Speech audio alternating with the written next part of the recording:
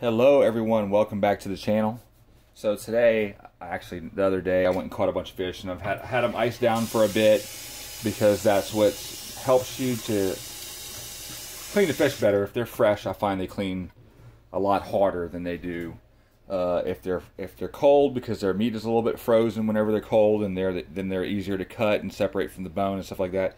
These are a bunch of just eater-sized bass.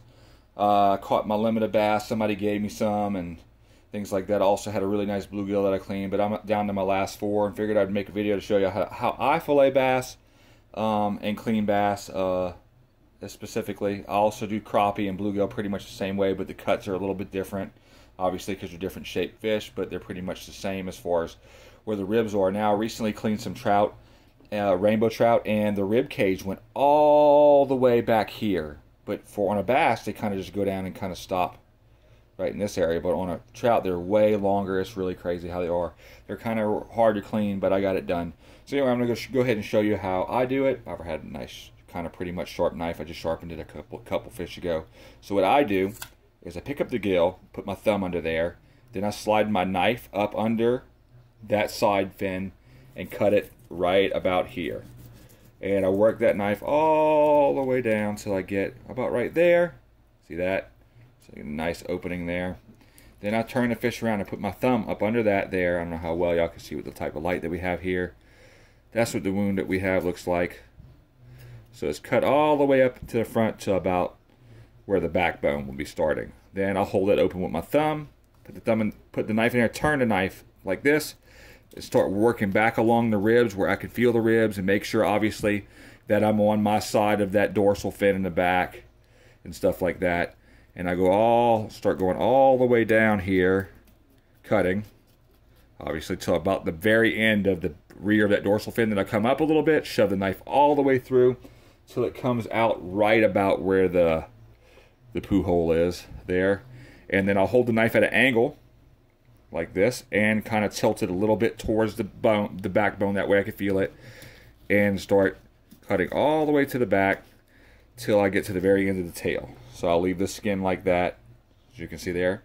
Then I come back to the very front and I start working my meat down to the rib cage, which you can see there. Once I get to that rib cage, I start cutting away from the rib cage, going out this way. To cut the meat around the rib, kind of get that circle cut around the ribs, things like that. So there that is. I'm around the ribs now. Now I'll take the knife, push the knife all the way through, and because I don't keep, I obviously don't want ribs on meat. The ribs kind of curve back in at a certain point, so there's no ribs in this belly meat down here. I like the belly meat. Some people don't.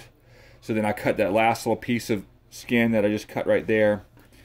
Then I turn the meat over. Now it's a really nice, pretty fillet, but not quite, because there's still scales on the other side of this.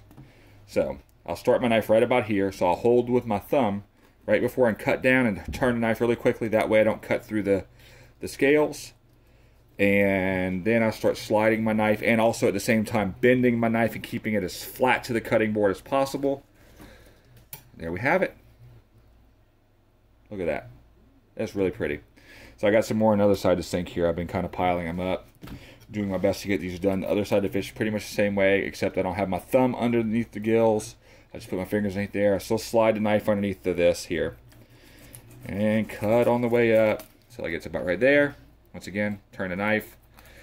And this side's a little bit different because you ain't got the other side of the meat of the fish to hold it up. So you have to kind of use your thumb as you're going to make sure that you're getting all the meat. And make sure that your knife is right along that backbone. Just like the other side, I cut all the way up until about the back of that dorsal fin. Then I'll come up a little bit again, shove the knife all the way through at an angle, and with the knife against the bones, cut all the way back to that tail where it ends right there. Y'all can see that. Then I'll open that up so I can see what I'm doing in there. And I'll start separating all the way down to the ribs again, like I did on the other side, and cutting out so I can see what I'm doing. Also be aware of where your fingers are at, obviously. It's, so you're not cutting yourself. Then once I get all that separated, obviously, I know how to come in on this side and cut it and follow the ribs down. I'm going to show you how to do that. Make sure that that fin's not in the way. So I'll start cutting and following them ribs down until I get to right there. Last little piece of meat to cut there. There we go. There we have it. Another nice fillet. So the scales here, I flip them up and out of the way. I know where to put my knife, hold my thumb on that, and start cutting down this on this side. There we go. I know y'all are in a little bit of a shadow there.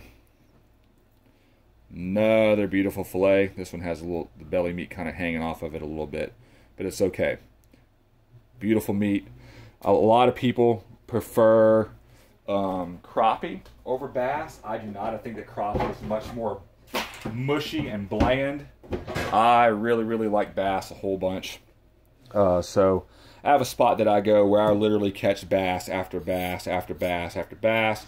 And it's hard not to catch over your limit, which you can catch over your limit, just don't keep over your limit. In Missouri, I believe the limit on bass in a pond is 12 fish per person, and the max you can have in your, you know, on person or in your possession is 24, which is always normally double your, for all the possession and everything pretty much in Missouri is double your daily limit. So I'm going through the same process again with this fish. Show you how fast you can do this. I'm not really going super fast, but you know, I've cleaned tons and tons of fish in my life, and I've never really had an issue with doing it. It's never been the worst part of the fishing trip for me. It's always been the part where everybody's kind of cleaning fish together, sitting around a cleaning table with, you know, outside or with the hose pipe hooked to it, and or even better yet, saltwater cleaning table at the dock, and everybody's kind of talking about the fish, or you know, what oil platform they're fishing by. I don't live in Louisiana anymore, so I'm up here where it's pretty much all kind of you know, small river fishing or whatever. So it's kind of just me doing this by myself, but ain't nothing wrong with chilling out with a drink and listening to some good old music. Clean some fish, good deal. I like doing it, and you know, my wife doesn't like the scales everywhere after, but it's really not that bad, honestly. So there you go, there you have it. Once again, beautiful bass fillet. Oh yeah, that's how we do it. Anyways, I hope that y'all like the channel. Obviously, I always hope this information that you have come to find here is to your liking, and it's something that you could do. Hopefully this was informative enough that you would be able to you know, master the technique of filleting a bass. It's really not that bad. It's really pretty easy. The biggest thing is to make sure your knife is sharp. Get you a good knife sharpener. You can find these little rinky-dink ones pretty much everywhere, like this one here. It has a more of a rough side, a coarse side. It says, I sharpen my knife all the way through from the very tip all the way back, and I'll run it to this side a few times. I'll rinse my knife before doing it, though. Make sure you do that. And then after you run it through a few times to the coarse side, run it through the ceramic fine side to finish your blade off. And oh yeah, oh, it's great. So anyways, hope that y'all enjoyed the video. As always, God bless every single one of you. Like and subscribe if you like the content. Stick around.